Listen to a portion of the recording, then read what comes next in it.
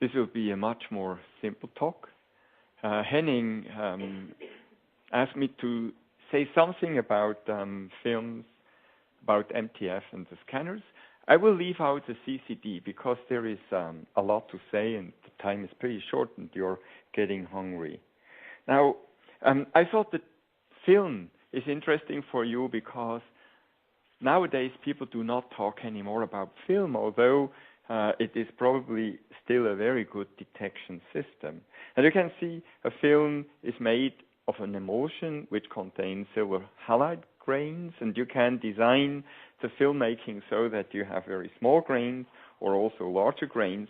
And when you then look and count the grains, you can get already somehow an indication what the noise will be.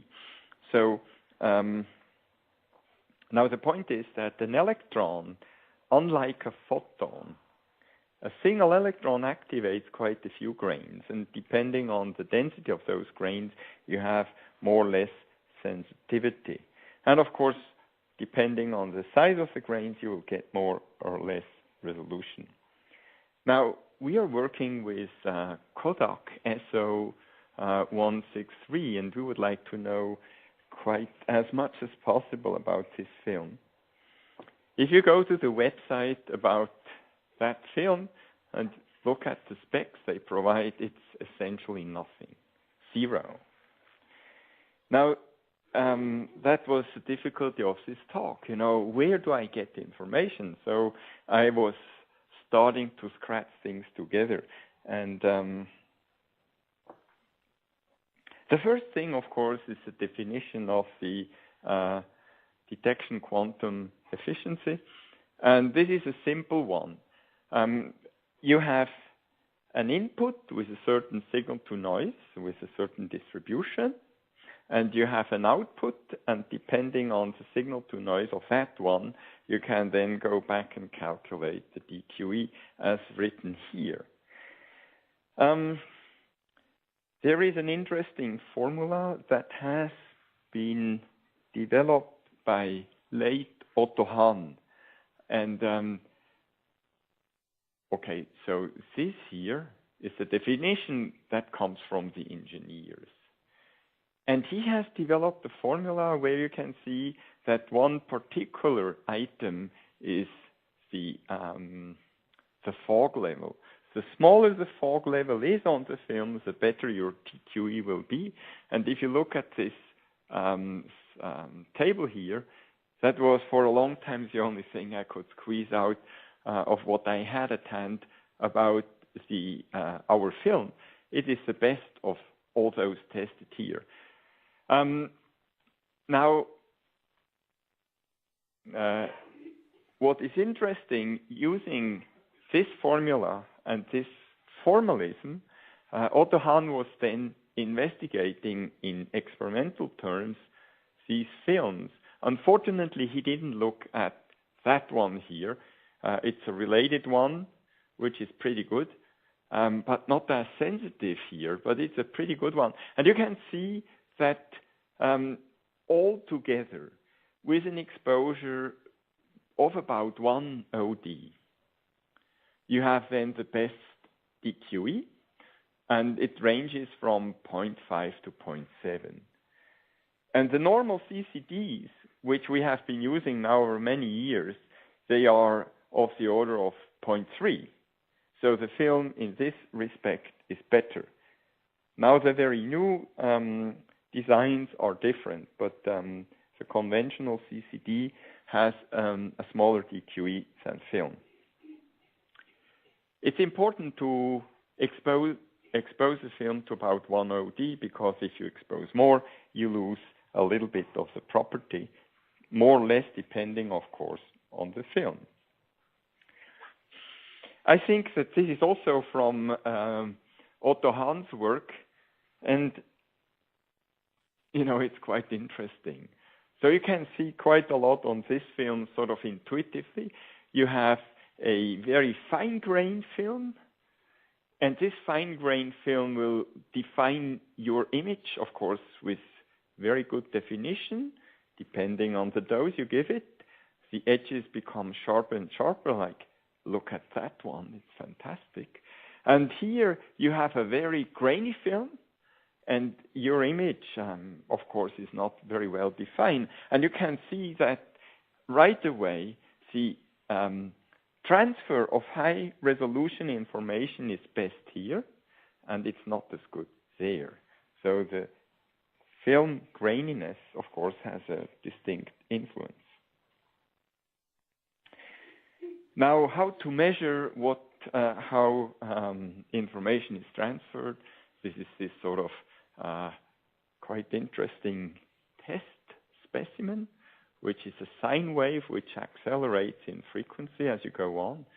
It's actually something like a Fresnel zone plate. In any case, you can see right away if you stick this pattern into an optical system, whether it's a direct copy on film or whether it is an imaging device, you will see that these high-resolution fringes here diminish in contrast. And this is what we call the modulation transfer function. And there are many schemes to measure this, and this is sort of a typical measurement here. And you can do that in a repetitive way, and then you can say this is a pretty good test. What is sort of typical for such measurements is films usually do maybe 100 to 300 lines per millimeter, which is not so much. The best films, which are used for graphical work, they go to about twice or 3 times this value. So this is a concept of the MTF. Now, the MTF is affected, as I said, by the grain size, but also by the emulsion thickness. And, this is always a little bit problematic. If you want to capture 300 kilovolt electrons, they zoom through fairly thick layers. And if they don't activate, if you have a very thin layer, they can't activate so many silver halide crystals, and then, of course, you cannot detect them. Anyway, I thought this is an interesting comparison. So the experiment is that you make different films, films identical emulsion but different thickness. And if you have something like 20 micron, your MTF is down at already something like 40 lines per millimeter.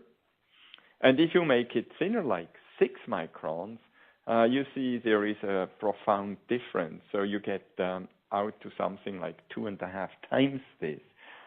So the point of what I'm showing you here is you have with a film the grain size, the density of grains, but also the film thickness.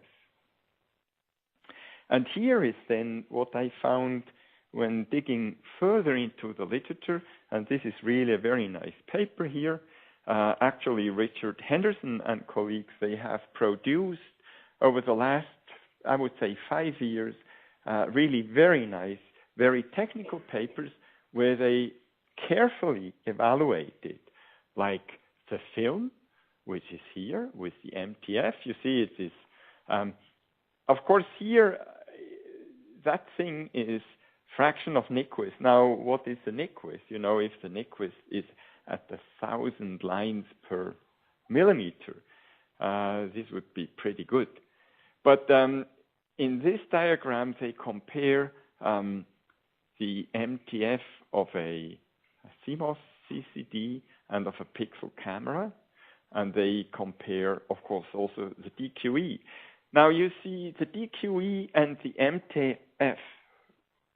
I just gave you sort of an intuitive picture with these grains, but it is quite clear that those two are really related together. You can have, now this film here has 0.4. We have seen a typical good film has 0.5 to 0.7.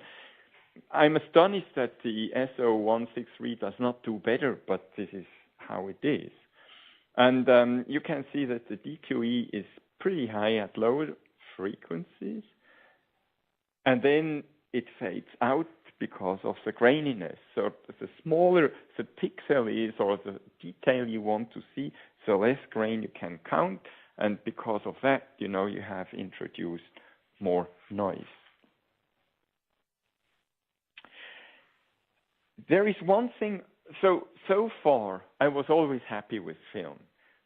Today I start to think, well, a very expensive, really very good CCD camera is probably going to be better. But there is one thing which is really not so good with film, and this is sort of a very rough estimate. So, the beam of a 100 kilovolt electron just goes through the film of something like, if you have 20 microns. As we have seen, we do not want the film to be much thicker than 20 microns because the spread of the electron beam in that 20 micron layer will be so big that you just lose resolution. So, it has to be optimized. And I don't know whether the Kodak film we use is really so much optimized, or whether it is just the film everybody buys because there is nothing else available. But there is another consideration, and that is, if we work with a magnification of typically 50,000, and we want to have a sampling rate of 1 angstrom, or Nyquist at 1/2 angstroms, then we have a 5 by 5 micrometer spot. And then you can say, well, if we want to have a film with good resolution, it will be probably in the 10 micron thickness. And therefore, you can say how many grains are there, roughly. And from that, you can immediately calculate, well, how many gray levels could I actually resolve? And depending on how you do this estimate, which we can discuss, you can see that 1 byte of information suffices really to get your gray level. If you go into diffraction, however, you have an enormous dynamic range, and therefore the film is pretty hopeless. And that is where we really need the CCD. So that is what I think are a few conclusions. Ideally, because silver halide is so efficiently activated by an electron, the DQE should be high. But taking all the factors I tried to summarize here, you can easily understand that it is not 100%. Now, with very large grains, your film gets sensitive. That is the old trick, so that you have to fight the grains. When you have lower resolution, when you have large grains, you have lower resolution, and you have also more statistical noise. The small grains, although the film basically is a little bit less sensitive, you get a better MTF. And as you have seen in that initial graph, this 4489 Kodak film was not doing so badly. Now, for high energy electrons, you need probably a thick emulsion layer, but then, of course, you lose again on the MTF. One great thing is that if you take one film, you have easily something like 12,000 by 14,000 pixels, and this is still not beaten by CCD, but in fact they are coming close.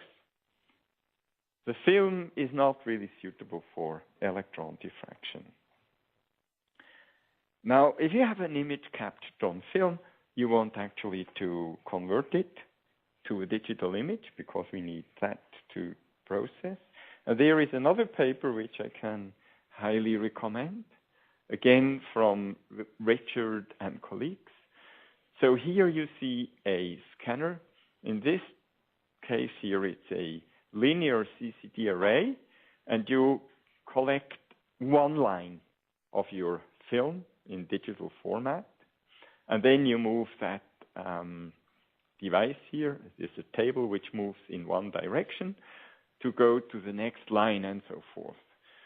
There is a completely different setup, and that is what we are using here. It's a drum scanner, and you just rotate fast, which is the x-axis if you wish, and after each rotation, you step further that drum to get the next line.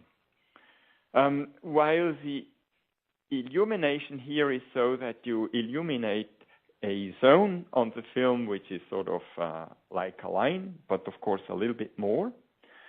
The illumination here is quite different. So you form an image here of a illuminated, of a certain light source, which is imaged in the form of a very small patch of, say, 5 by 5 microns, and this is exactly this patch that you illuminate, you then also measure with the photomultiplier. In this sense here, this illumination and detection system is somewhat better than this system here. Okay, so of course you now want to measure the MTF of this machine, and this is what Richard and colleagues have done. So that is the Coolpix machine from Nikon, and you can see there is a difference in the X and in the Y-axis here and the X-axis. The Y-axis is the stepping, the mechanical stepping, and this here is a property of the CCD array. This here is a better machine, as you can see. It has a better MTF, and it is also identical in both axes. But this machine is the size scanner, which is, whereas this one is something like a few $1,000. This one here is about 10 times more or even more expensive. Now, there are interesting tests described in this paper by Richard, and I just highly recommend this to you if you acquire a scanner, that you make all those tests, because this will be very useful to make sure that your scanner works properly. Now, there are problems, and if you are not careful, and I want to show you one. So this here is a typical analysis of the CTF using the EMAN software. You can see here the rings, and you see how they wiggle further out. Not so great, but you can really see them quite well. The overall intensity drops, as it should. And actually, this picture has been taken so to expose the film to an OD of about 1. Now, our scanner cannot handle films that are overexposed.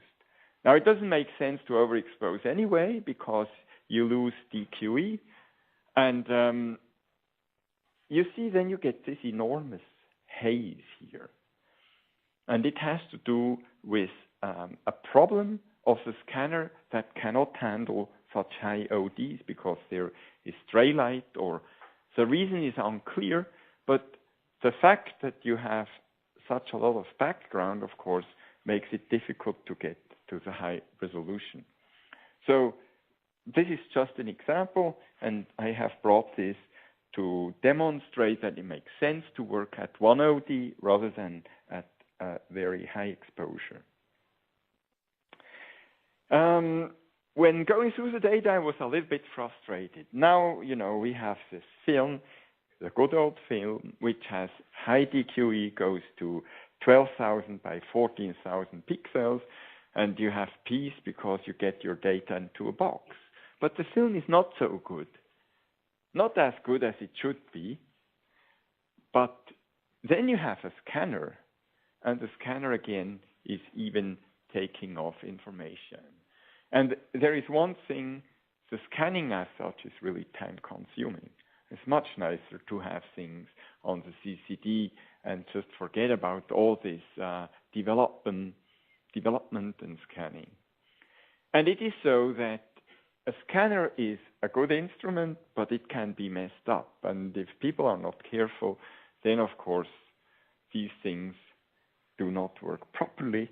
And I try to convince you to work at OD of about 1.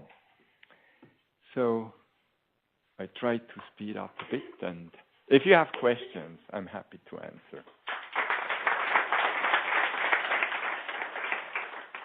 Yeah, Henner? Another question to comment on your the diagram you showed from Greg McMullen and Richard's paper, where you said film was disappointingly bad. That was for 120 kilovolts. Okay. The same paper and look at 300 kilovolts. The other way around. Okay. So film is a lot better than CCD at 300 kilovolts, and it's slightly worse at 120 kilovolts. Okay. Yes.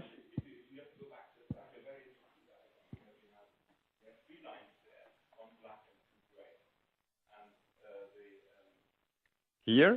No, the one here. Yes. The film is black, and then the middle one is the monitor one is CCD, and the top one is a new detector. It's The pixel detector. pixel detector, and that turns out to be better than 120 kilovolts electron, better than CCD also. And if you go to 300, again, it's better.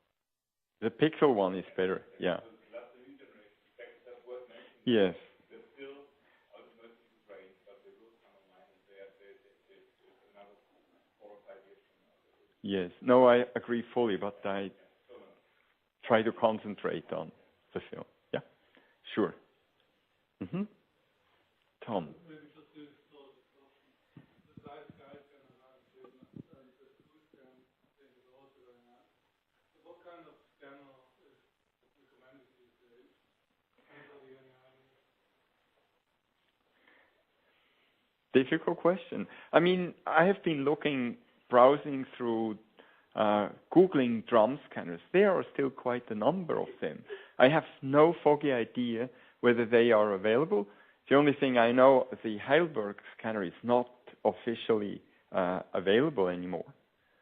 So, but there are many others, and But nobody has ever met MTS of these guys. no. That's right. But, you know, on the other hand, the graphical industry was the driver of this. And it is quite clear that with progress in CCDs, you don't need scanners anymore. That, I think, is the reason why those are sort of getting antique. Yeah. So, but when Andreas Engel wanted to buy the Heidelberg scanner, or a high-resolution scanner, 8 years ago, we evaluated different scanners, and we compared the Nikon, which we had already, with the size, I think, in Werner Pilban's lab. Janet helped us by scanning some test negatives with the Heidelberg scanner in Holger Stark's lab. And that is like comparing apples with peaches or something. Because the scanners work with 16-bit or 8-bit, and you had a different pixel size. So one was 5 micrometer pixel size and the other 7, so the size is always 7. And so we tried to do to scan a real-world 2D crystal image on those, and then do the identical image processing on those. And that was very difficult. If you want to do image processing on a 5 micrometer pixel size at 16-bit and compare that with the 7 micrometer 8-bit pixel size, it's really difficult to know what goes wrong in the image processing and what is actually in the data or not in the data. But at that point, my conclusion was the Heidelberg is slightly better than Zeiss. And the Heidelberg, for the first time, made a clear difference between scanning at 8-bit or scanning at 16-bit. And so my conclusion was that this Heidelberg drum scanner, which uses photomultiplier tubes, it produces real, at least higher than 8-bit data, so maybe 12 or 14-bit, versus all the other scanners. Zeiss and Nikon only produce 8-bit, and you have the option to save it as 16-bit, but at the root it's 8-bit data. And that's why we then went for the Heidelberg scanner, because it was, I think, cheaper than Zeiss, and at least as good, if not slightly better than Zeiss. It's still available. No, and I think the last one, or the second last on the planet, was in Davis, and that's it. But I would go for Google, right, or eBay. I would go on eBay, and there must be all these industry companies that throw out their old scanners, and I would search for a good scanner on eBay now, a used scanner, and then buy two of them. Yeah, so Heidelberg still services them. They will do that for another 3 years probably, and for that time, so I think one should buy two of the Heidelberg scanners and have the second one as spare parts. That's what Holger Stark did, for example. Yeah. So that would be my recommendation at this point.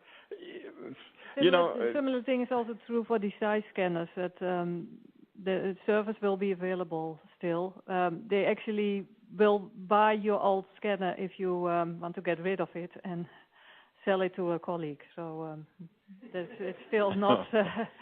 you don't have to worry about service yet. Yeah?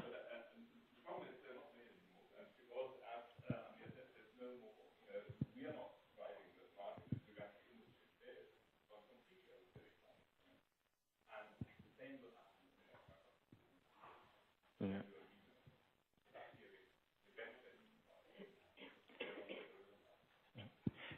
I think that if you take the sum of everything, all that put together drives us into CCDs or in the new pixel type cameras, which are saving you time and money at the end. Sure. I didn't go into that, but of course with a STEM, I can prove you since 30 years that I can count every electron. DQE is 1. It is true. It's no trick. Very simple. Anyway, I think that you're all hungry. At least I'm hungry by now, and I'm looking forward to have lunch.